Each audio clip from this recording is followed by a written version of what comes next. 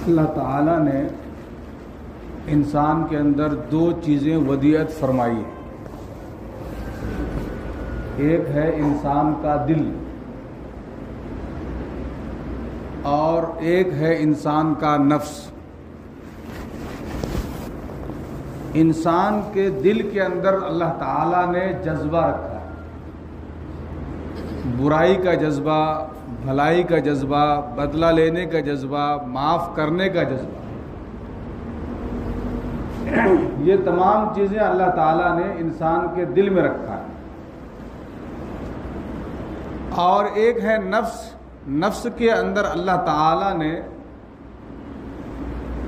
نیک عمل کرنے کا جذبہ، اللہ تعالیٰ کے قرب کو حاصل کرنے کا جذبہ، نبی پاک صلی اللہ علیہ وسلم کے شریعت پر چلنے کا، سنتوں پر عمل کرنے کا جذبہ، یہ اللہ تعالیٰ نے انسان کے نفس میں رکھا ہے. اور کبھی کبھی یہی نفس جو انسان کو نیکی کی طرف ابھارتا ہے تو کبھی کبھی یہی نفس انسان کو برائی کی طرف بھی بہکاتا ہے. انسان کا نفس انسان چاہتا ہے کہ میں کسی نامحرم کو نہ دیکھوں، لیکن اس کے باوجود اس کا نفس اس کو دیکھنے پر آمادہ کرتا ہے. انسان چاہتا ہے کہ کسی نامناسب منظر کو، نامناسب چیز کو نہ دیکھوں، لیکن اس کا نفس اس کے اوپر ابھارتا ہے کہ تو اس چیز کو دیکھ. یہ نفس کبھی انسان کو اچھائی کی طرف لے جاتا ہے، اور جب انسان اس نفس پر محنت کرتا ہے تو پھر یہ نفس انسان کو برائی سے بچا کر کے بھلائی کی طرف لے کر چلنے کی دعوت دیتا ہے.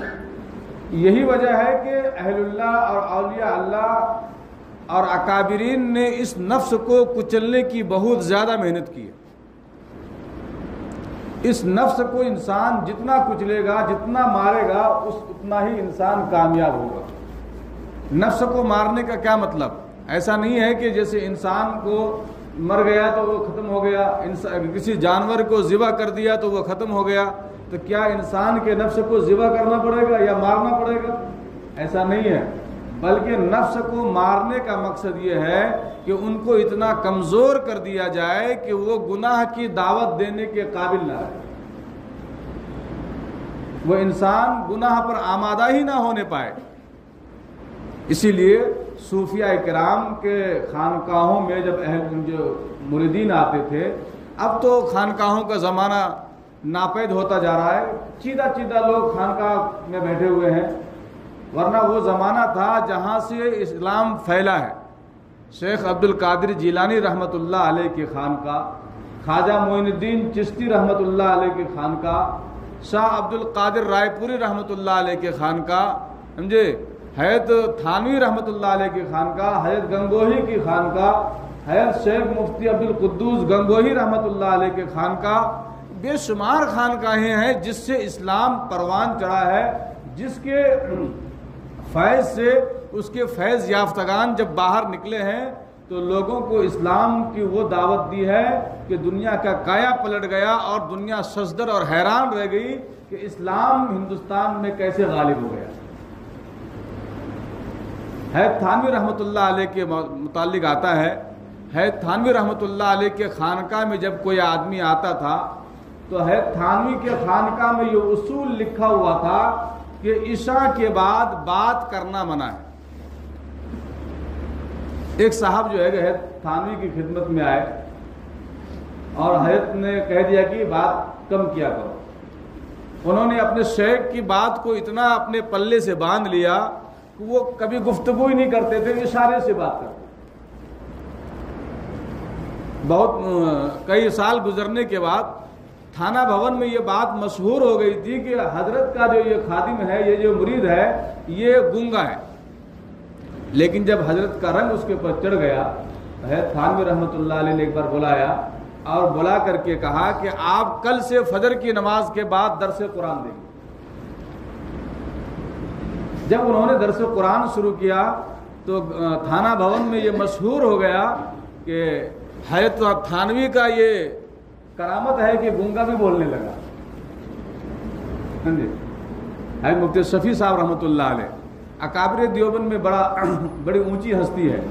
حیات مفتی شفیع صاحب رحمۃ اللہ علیہ اور حیات علامہ یوسف بن نوری رحمۃ اللہ علیہ، یہ دونوں جب فارغ ہوئے دارالعلوم دیوبند سے، فارغ ہونے کے بعد انہوں نے ارادہ کیا کہ کچھ دن حیات تھانوی کی خدمت میں گزارے جائیں. دونوں خانقاہ پہنچے اور خانقاہ پہنچنے کے بعد حیات کی صحبت میں رہنے لگے، اور حضرت نے رہنے کے لیے دونوں کو ایک ہی کمرہ دے دیا کہ اس میں آپ کو رہنا ہے، کوئی کھانا پینا یہیں آئے گا.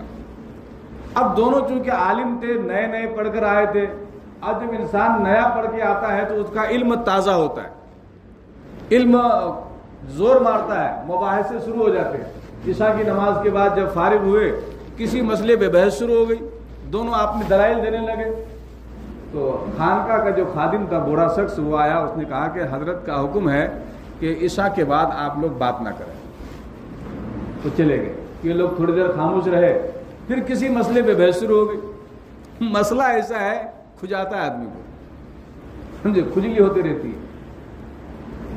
تو پھر جب بات شروع ہوئی تو وہ بوڑھے میاں آیا اور انہوں نے کہا کہ حضرت کی طرف سے مجھے سخت جو ہے کہ تاکید ملی ہے کہ اگر آپ نے تیسری مرتبہ بات کرنے کی کوشش کی تو حضرت نے کہا کہ دونوں کے گٹھریاں اٹھاؤ اور ان کے سر پر رکھو اور ان کو خانقاہ سے باہر نکال دو. جو ہماری بات نہ سنے ان کو خانقاہ میں رہنے کا کوئی حق نہیں ہے. اس وقت حیات مفتی شفیع صاحب رحمۃ اللہ علیہ فرماتے ہیں جب مجھے معلوم ہوا کہ خاموش رہنے کی کتنی تاکید ہے. جب انسان خاموش رہتا ہے تو پھر اللہ تعالیٰ اس کو وہ لطف عطا کرتا ہے، وہ مزہ اور وہ حلاوت اور وہ چاشنی اس کو عطا فرماتا ہے کہ وہ بولنے میں بھی انسان کو نہیں ملتا ہے. حیات مفتی تقی صاحب دامت برکاتہ وہ بھی باحیات ہیں. حیات نے فرمایا کہ جب میں عارف باللہ حکیم عارف صاحب رحمۃ اللہ علیہ کے ہاتھ پر بیعت ہوا تو اس زمانے میں پاکستان کے اندر بیان ایک عروج پر تھا، بڑے بڑے اسٹیجوں پر حضرت بیان فرمایا کرتے تھے. تو دونوں بھائی مفتی رفیع صاحب اور مفتی تقی صاحب دونوں گئے اور حکیم صاحب کے ہاتھ پر بیعت ہو گئے. حکیم صاحب نے کہا کہ اگر میرے ہاتھ پر بیعت ہونا ہے ایک شرط ہے. کیا شرط ہے؟ کیا شرط یہ ہے کہ آپ کو 10 سال تک کہیں بیان نہیں کرنا ہے. اب ایک انسان جو اسٹیج کا آدمی ہو، ایک انسان جو بڑے بڑے مجمع کو خطاب کرتا ہو اور ان کو اچانک ان کا جو ہے کہ شیخ اور ان کا مربی کہہ دے کہ آپ کو 10 سال تک کہیں بولنا نہیں ہے، یہ بات بولنا بہت آسان ہے لیکن ماننا بہت مشکل ہے. مفتی تقی صاحب فرماتے ہیں کہ میں نے 10 سال تک کہیں بیان نہیں کیا، میں نے مدرسے کی زندگی کو اپنا وظیفہ بنایا، درس و تدریس اور فقہی مقالات اور اپنی زندگی اسی میں محصور تھا. حیات فرماتے ہیں کہ 10 سال جب گزر گئے اس کے بعد حکیم صاحب نے مجھے بلایا اور بلا کر کے ہمیں اجازت دی کہ اب تم بیان کر سکتے ہو. تو حیات فرماتے ہیں کہ وہ وقت تھا جب حضرت نے بیان کرنے سے منع فرمایا تھا تو دل بہت دکھا اور گرانی محسوس ہوئی، لیکن اب جب حضرت نے اجازت دی ہے تو اب بیان کرنے کے لیے دل نہیں چاہتا ہے کہ بیان کرے. تو انسان کو جب خاموش رہنے کی عادت پڑ جاتی ہے اور یہ حلاوت اور یہ چاشنی جب انسان کو مل جاتی ہے تو پھر یہ چاشنی اس کو کہیں اور نہیں ملتی. تو اللہ تعالیٰ سے ہم یہ دعا کریں کہ آپ نے سنا ہوگا کہ اہل اللہ فرماتے ہیں کم گفتن کم خوردن، سمجھے نہیں، کہ کم کھانا کم بولنا، سمجھے نہیں، اور کم سونا. یہ 3 چیزیں انسان کو بہت نفع دیتا ہے. جب انسان کم بولتا ہے اور کم کھاتا ہے تو عبادت میں اس کو مزہ آتا ہے، لطف آتا ہے اور تمام بیماریوں سے دور رہتا ہے. ایک صاحب میرے پاس آئے، غیر مقلد تھے. اس نے کہا کہ مولانا آپ کے مذہب میں لکھا ہے آپ کے امام صاحب کے تعلق سے کہ وہ 40 سال تک عشاء کی وضو سے فجر کی نماز پڑھتے تھے، ایسا ممکن ہے کیا؟ ارے فجر اور عشاء کے درمیان کم سے کم 8-10 گھنٹے کا فاصلہ ہے. 10 گھنٹے وہ بھی رات کے وقت وضو کیسے رہے گا؟ یہ وضو رہنا ممکن ہے؟ ناممکن ہے. تو دیکھیے ہوتا یہ ہے کہ انسان جس دنیا میں جیتا ہے، جس ماحول میں رہتا ہے، وہ اسی حساب سے سوچتا ہے. میرے استاد محترم حید مولانا طاہر حسین گیاوی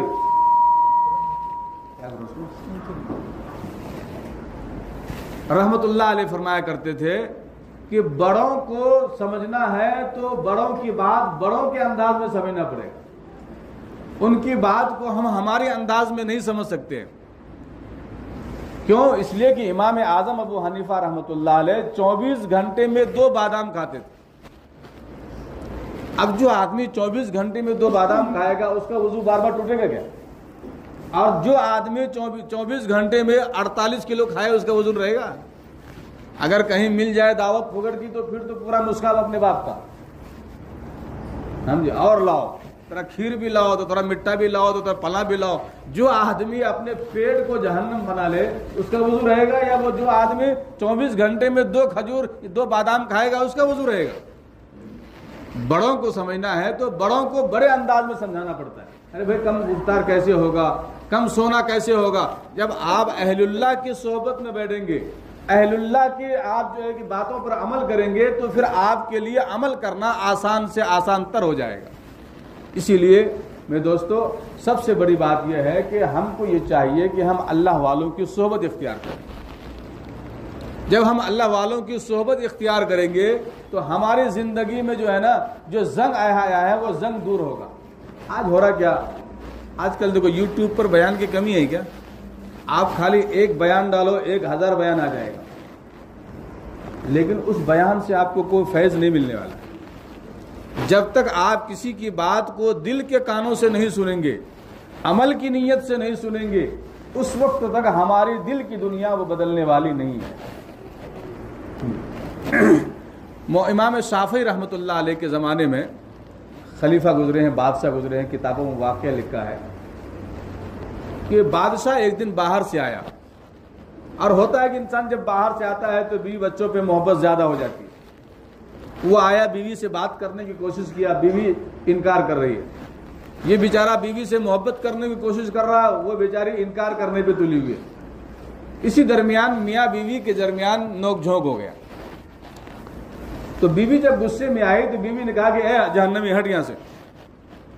جب بیوی نے کہا کہ اے جہنمی یہاں سے ہٹ تو بادشاہ کو غصہ آ گیا، اور بادشاہ نے کہا کہ اگر میں جہنمی ہوں تو تجھے 3 طلاق۔ اب جب دونوں کا غصہ ٹھنڈا ہوا ایک دن جانے کے بعد، اب بیوی سوچنے لگی کہ میں نے اپنے شوہر سے جو کہا وہ غلط کہا، مجھے ایسا نہیں کہنا چاہیے تھا جہنمی۔ اب شوہر کے دل میں یہ داعیہ پیدا ہوا کہ میں نے جو اس کو 3 طلاق دیا، وہ بولی ناجیبہ ہر کلمات، لیکن مجھے تو طلاق نہیں دینی چاہیے تھی۔ اب میاں بیوی دونوں الگ ہو گئے، اب شہر میں فتوے ڈھونڈتے پھر رہے ہیں کہ میں نے جو اپنی بیوی سے کہا کہ اگر میں جہنمی ہوں تو میری بیوی کو 3 طلاق، اب میری بیوی کو 3 طلاق واقع ہوا یا نہیں ہوا۔ لوگ علماء کے پاس جا رہے ہیں، علماء استفتاء پڑھ رہے ہیں، کہہ رہے ہیں میرے بس کی بات نہیں، میں جواب نہیں دے سکتا۔ اس زمانے میں امام شافعی رحمۃ اللہ علیہ تھے۔ امام شافعی رحمۃ اللہ علیہ بھی کم عمر تھے۔ امام شافعی رحمۃ اللہ علیہ نے کہا کہ میں اس کے سوال کا جواب دوں گا۔ جب بادشاہ کو معلوم ہوا تو بادشاہ نے امام شافعی رحمۃ اللہ علیہ کو اپنے دربار میں بلایا اور کہا کہ آپ کو میرا مسئلہ پورا معلوم ہے نا؟ کہا ہاں معلوم ہے۔ آپ کیا کہتے ہیں اس بارے میں؟ اس نے کہا کہ میں آپ سے ایک بات پوچھنا چاہتا ہوں، اگر آپ میری بات کا کما حقہ جواب دے دیں گے، صحیح سچی بات کہیں گے تو میں آپ کے مسئلے کو حل کر سکتا ہوں۔ کہا کیا بات ہے؟ کہا کہ آپ یہ بتائیے کہ زندگی کا کوئی ایسا موڑ، کوئی ایسا موقع آیا ہے جہاں آپ نے کوئی گناہ اللہ کے ڈر سے چھوڑا؟ تو بادشاہ کہنے لگا ہاں میری زندگی میں ایک موڑ ایسا آیا جس گناہ کو میں نے اللہ کے لیے چھوڑا۔ کہا کون سا موقع تھا؟ کہنے لگا میں باہر سے آیا، میرے حجرے کے اندر میرا جو خصوصی مقام جہاں میں آرام کرتا تھا، جب میں اپنے کمرے میں داخل ہوا تو اس کمرے میں کوئی نہیں تھا۔ میری ایک خادمہ تھی جو خدمت کرتی تھی، گھر کی صاف صفائی کرتی تھی، وہی تھی۔ جب میں قدم آگے بڑھایا اور اپنے گھر کی کنڈی لگا دیا، وہ جو کام کرنے والی خادمہ تھی، عورتیں اصل میں سمجھدار ہوتی ہے، وہ ایک نظر میں سمجھ جاتی ہے کہ سامنے والا مجھے کس نظریے سے دیکھ رہا، فوراً پرکھ لیتی ہے۔ وہ اگرچہ ہمیں جواب نہیں دیتی ہے وہ الگ بات ہے، لیکن اس کے دل میں اور اس کے ذہن میں بات آ جاتی ہے۔ تو بادشاہ کی جو خادمہ تھی وہ سمجھ گئی کہ آج بادشاہ کی نیت صحیح نہیں ہے. جیسے اس نے اپنے قدم بڑھائے, خادمہ کہنے لگے کہ اے اللہ کے بندے اتقوا اللہ, اللہ سے ڈرو. بادشاہ کہتے ہیں کہ جب اس نے کہا اتقوا اللہ, اللہ سے ڈرو, تو میرے دل کے اوپر اس کے بعد کا ایسا روب اور ایسا جو ہے کہ دبدبا اور ایسا مجھے محسوس ہوا کہ کتنا بڑا بوجھ میرے سینے پر آ گیا. میں نے فوراً دروازہ کھولا اور ان سے کہا کہ تم چلے جاؤ. وہ چلی گئی. میں نے پھر اپنی کنڈی لگا لی اور جو مجھے کام تھا اپنا کام کیا. کہا کہ میں نے اس دن جو گناہ چھوڑا کسی کے ڈر سے نہیں, میں وقت کا بادشاہ ہوں. اگر میں اس کے ساتھ زیادتی کرتا تو مجھے روکنے والا کوئی نہیں تھا, لیکن میں نے صرف اللہ کے ڈر سے چھوڑا کہ اللہ مجھے چھوڑ دے گا, اللہ قیامت کے دن مجھے اس کا بدلہ دے گا. امام شافعی رحمۃ اللہ علیہ نے کہا کہ آپ کی بیوی کو طلاق واقع نہیں ہوئی. جب یہ مسئلہ شہر مصر کے اندر پھیل گیا کہ بھائی کون نیا مفتی آ گیا ہے جو ایسا فتویٰ دے رہا ہے, کس بنیاد پر دے رہا ہے, علماء جمع ہوئے, امام شافعی رحمۃ اللہ علیہ کو پکڑا. کہا بھائی آپ نے جو دیا ہے یہ جواب کہاں سے دیا ہے؟ انہوں نے کہا بھائی میں نے قرآن سے جواب دیا ہے. کہا کہاں ہے؟ کہا اللہ تعالیٰ قرآن میں فرماتے ہیں وَلِمَنْ خَافَ مَقَامَ رَبِّهِ جَنَّتًا, جو انسان اللہ سے ڈرتا ہے اللہ اس کے لیے جنت کا وعدہ کرتا ہے. سمجھے؟ تو میرے دوستو, جب انسان اللہ سے ڈرتا ہے تو پھر وہ ہر حرام اور حلال چیز کے پیچھے پڑ جاتا ہے کہ مجھے کیا کرنا ہے اور کیا نہیں کرنا ہے, کس کو معاف کرنا ہے, کس کو کیا کرنا ہے. تو میرے دوست, سب سے پہلی بات یہ ہے انسان اپنے دل کے اندر یہ داعیہ اور یہ جذبہ پیدا کرے کہ اگر میں کسی غریب کو معاف کر دیا تو کل قیامت میں اللہ مجھے معاف کر دے گا. اگر میں نے کسی کے عیب پر پردہ ڈال دیا کل اللہ تعالیٰ میرے گناہوں پر پردہ ڈال دے گا. اگر میں کسی کے اوپر رحم کیا تو اللہ کل میرے اوپر رحم کرے گا جب کوئی رحم کرنے والا نہیں ہوگا. تو میرے دوستو, اللہ تعالیٰ نے قرآن کریم میں فرمایا وما ابرئ ان النفس لامارۃ بالسوء.